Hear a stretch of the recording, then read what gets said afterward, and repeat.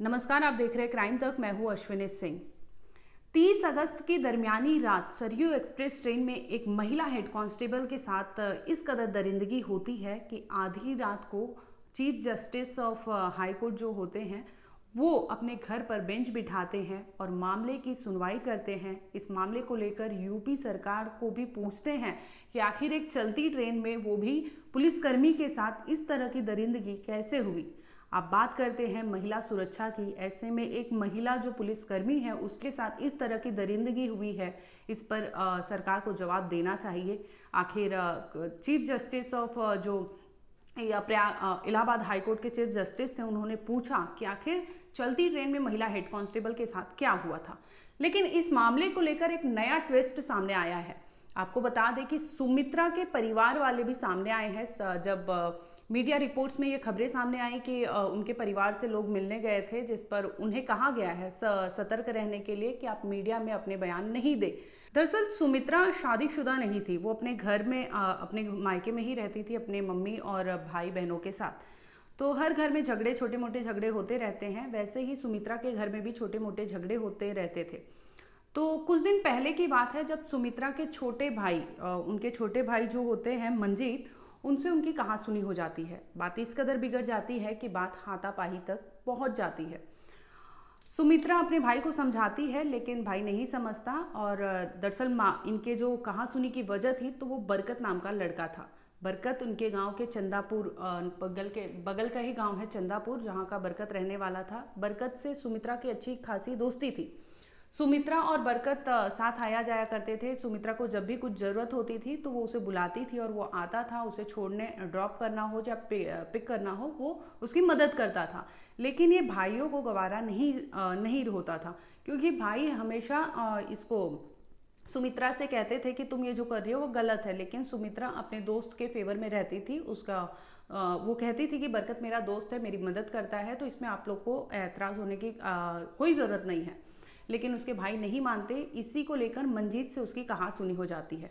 इसके साथ ही अगर भतीजे की बात करें तो भतीजे ने कहा कि उसकी जो बुआ सुमित्रा है वो शादीशुदा नहीं है और वो अपनी ही जॉइंट प्रॉपर्टी है, जो उनकी माँ की प्रॉपर्टी है, पिता नहीं है उनके, माँ की ही प्रॉपर्टी है, उस पर वो 3 मंजिला अपना बिल्डिंग बनवा रही थी, जिससे लेकर इनका पारिवारिक विवाद भी हो सकता है। ये माना जा रहा है ऐसा कि हो सकता है भाइयों को ये नहीं अच्छा लगा हो कि सुमित्रा अपने यहाँ मम्मी के ही प्रॉपर्टी में अपने हिस्से का ज़मीन लेती है और उस पर इमारत बनवा रही है, जिसे लेकर हो सकता है कि इनके परिवार में विवाद रहा हो और भाइयों में झगड़ा होता रहा हो। हालांकि बरकत को लेकर भी ये सामने आया है कि बरकत की दोस्ती सुमित्रा से थी। ये बात उनके भाइयों को बिल्कुल नहीं पसंद थी। भाई मना करते थे लेकिन सुमित्रा अपने दोस्त की ही सुनती थी, जिसकी वजह से हो सकता है कि इनका विवाद परिवार में भी रहा हो। हालांकि पुलिस इस एंगल को भी अभी टटोलेगी, पूछताछ करेगी भाइयों से भी, बहनों से भी कि आखिर मामला क्या था। वहीं यूपी पुलिस की बात करें तो यूपी पुलिस के तमाम आला अफसर सुमित्रा से मिलने लखनऊ पहुंचे हैं। लखनऊ में उनसे मिलने के बाद उन्होंने अपनी प्रतिक्रिया भी दी है, जिसमें उन्होंने बताया कि सुमित्रा अब खतरे से बाहर है। हालांकि उसके चेहरे पर, उसके शरीर पर कई जगह ऐसे चोट के निशान हैं जो भरने में अभी टाइम लगेगा। लेकिन सुमित्रा खुद से पानी मांगी है, जिसके बाद डॉक्टरों ने उन्हें पानी दिया है और वो पी है। अब वो होश में है लेकिन बोलने की स्थिति में नहीं है, जिसकी वजह से पुलिस बोल रही है कि पूछताछ होगी लेकिन समय लगेगा। आइए आपको सुनवाते हैं आखिर पुलिस ने इस मामले को लेकर क्या कहा। सुमित्रा पटेल हेड कांस्टेबल के साथ दिनांक 29/30 सितंबर की रात को जब वो सरकारी ड्यूटी के लिए जा रही थी, मारपीट की घटना हुई। जैसी इस घटना की सूचना मिली, तत्काल पुलिसकर्मियों ने और वरिष्ठ अधिकारियों ने मौके का निरीक्षण किया। उस समय हेड कांस्टेबल की जो स्थिति थी वो सीरियस थी। वहाँ प्रारंभिक इलाज के बाद से केजीएमसी में शिफ्ट किया गया है। अब वो उसकी मेडिकल स्थिति अच्छी है और लगातार इम्प्रूवमेंट हो रहा है, और जैसे ही वो बोलने की स्थिति में आएगी तो हम लोग उससे बातचीत करेंगे। इसके अतिरिक्त जो वहाँ सेक्सुअल ऑफेंस या असॉल्ट की कोई एविडेंसेस अभी तक नहीं मिले हैं, लेकिन हर एक पहलुओं पे विचार चल रहा है और इसके अतिरिक्त माननीय उच्च न्यायालय के भी निर्देश प्राप्त हुए हैं और उनका सभी निर्देशों का अनुपालन पुलिस विभाग के द्वारा, प्रशासन और रेलवे विभाग के द्वारा कराया जाएगा। और रेलवे विभाग के जो हमारे जीआरपी अनुभाग के जितने भी वरिष्ठ अधिकारी हैं लगातार हर एक पहलू पर विचार कर रहे हैं, एविडेंसेस कलेक्ट किए जा रहे हैं और बहुत जल्द ही जैसे ही हमारे ये हेड कांस्टेबल बोलने की स्थिति में आती है और या कोई क्लिंचिंग एविडेंस मिलेगा हम लोग इस केस का पर्दाफाश करेंगे।